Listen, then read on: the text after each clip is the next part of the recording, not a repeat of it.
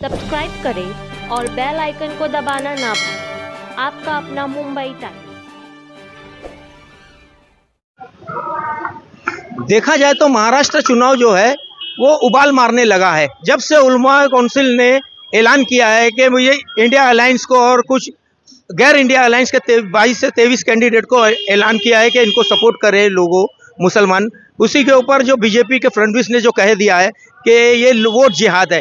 इस वोट जिहाद के बारे में हम बात करेंगे। हमारे साथ जो है शबाना खान, जो नेशनल सोशल एक्टिविटीज़ है, उनसे बात करते हैं। शबाना खान, ये जो वोट जिहाद का जो मामला आया है, इसके ऊपर आप क्या बताएंगे? देखिए, ऐसा है कि इलेक्शन के माहौल के वक्त बहुत सारे ऐसे मुद्दे निकाले जाते हैं जो पॉजिटिव भी होते हैं और नेगेटिव भी होते हैं। मुझे ऐसा लग रहा है एक पॉजिटिव चीज़ को पूरी तरीके से नेगेटिव करने की कोशिश की जा रही है।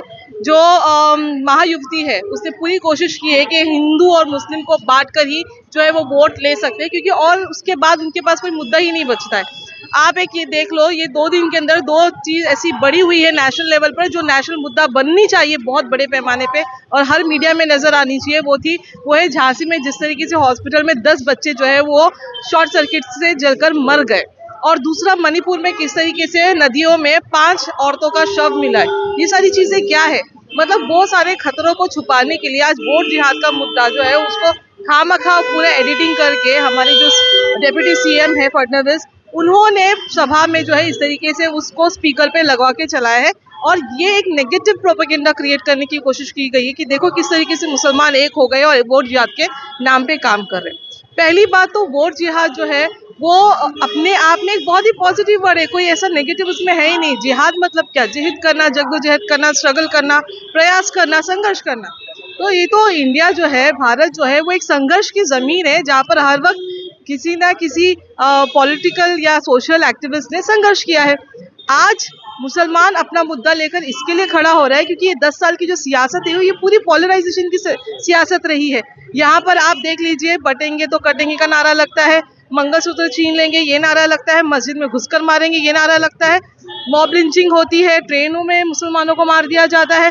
तो इतने सारी चीज़ों के बाद मुसलमान क्या सोचेगा? उसकी उम्मीद अब कहाँ पर बनती है? वो सिर्फ ये चाहता है कि जो ऐसी सियासत आ रही है या ऐसी सरकार बननी जा रही है जो लोगों को बांटकर काम करती है, वहाँ पर ये एक स्टेप लिया गया है कि जो मौलाना हजरत उमानी है उन्होंने कुछ एक ऐसे लोगों को अपील किया है। अब उस अपील को इन लोगों ने वोट जिहाद का नाम दिया है। देखिए, पहली बात तो हम बोलते हैं कि उल्मा जो है वो सिर्फ मदरसों में बच्चों को पढ़ाते हैं, वो दुनियादारी नहीं सिखाते। आज जब सियासी समझदारी देने के लिए उल्मा जो है वो इस तरीके से पैगाम दे रहे हैं कि वोट कीजिए, भरपूर वोट कीजिए, समझदारी से वोट कीजिए, तो ये कहाँ से वोट जिहाद हुआ? ये तो कोई वोट जिहाद हुआ ही नहीं। और इसी को लेकर जो है मुसलमानों को देखो बताया जा रहा है, देखो मुसलमान देखो किस तरीके से कर रहे हैं, प्रोपेगेट कर रहे हैं, एक हो रहे हैं, हिंदुओं को एक होना चाहिए। तो देखिए, ये मुद्दा नहीं है चुनाव का। महाराष्ट्र का मुद्दा बहुत अलग है। इसमें आपको किसान आत्महत्या पे बात करनी है, आपको जो नारी सुरक्षा है उस पर बात करनी है, आपको एजुकेशन पे बात करनी है, यहाँ पे एम्प्लॉयमेंट जनरेशन की बात करनी है, ये सारा मुद्दा है। सड़क इतनी बेकार हो चुकी है उस पर बात करना है, बेरोजगारी पे बात करना है, किसान जो पानी के लिए तरस रहा है अपनी खेती के लिए, और जो खेतों में जो अनाज उग रहे हैं उसका जो दाम है वो इतना गिर रहा है, वो सारा मुद्दा है हमारा। वो सारा मुद्दा होना चाहिए, उस पर अगर चुनाव लड़ते हैं तो मैं समझती कि समझदारी वाली सरकार है। लेकिन बीजेपी को मुसलमान का वोट मिलता नहीं है, इसीलिए मौलाना राहुल गांधी, जनाब केजरीवाल, क्या केरुद्दीन, इस तरीके से करके ये लोग सिर्फ बांटने वाला काम कर रहे हैं।